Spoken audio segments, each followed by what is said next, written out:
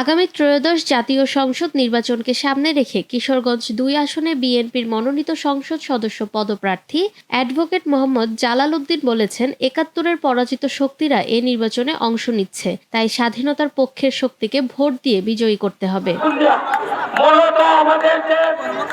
৮ই ফেব্রুয়ারি রোববার বিকালে পাকুন্দিয়া সদর ঈদগাহ মাঠে আয়োজিত এক নির্বাচনী জনসভায় প্রধান অতিথির বক্তব্যে তিনি একথা বলেন। সভায় উপজেলার বিভিন্ন ইউনিয়ন থেকে হাজারো নেতাকর্মী অংশগ্রহণ করেন।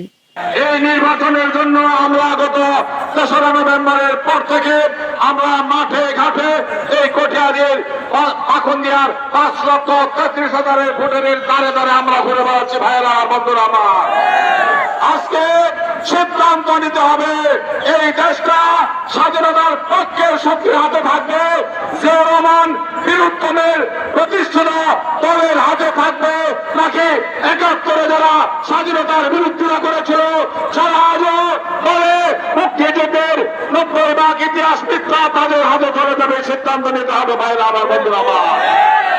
যারা এখনো বলে মুক্তিযুদ্ধের ঘোষক কর্নেল অলি, এদের বিরুদ্ধে, এই মিথ্যাবাদীদের বিরুদ্ধে আজকে আমাদেরকে নির্বাচন করতে হচ্ছে ভাইয়েরা আমার, বন্ধুরা আমার। কর্নেল অলি বাংলাদেশ এখনো জীবিত আছে। কর্নেল অলি জানে এবং বলে, তার ভাইয়ের মধ্যে বলেছে যে স্বাধীনতার ঘোষক জিয়াউর রহমান। অথচ এই দলের আমির ও প্রবৃদ্ধ নেতা, আমরা আশা করি যারা আলেম দাবি করে, যারা আমির দাবি করে, এরা তোমার মিথ্যা কথা বলতে পারে না ভাইয়েরা আমার, বন্ধুরা আমার। এদের বিরুদ্ধে আজকে আমাদেরকে নির্বাচন করতে হচ্ছে।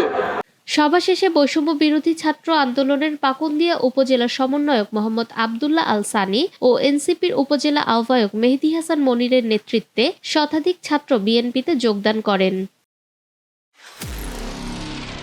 নিরপেক্ষ, সত্য প্রকাশে আপোষহীন।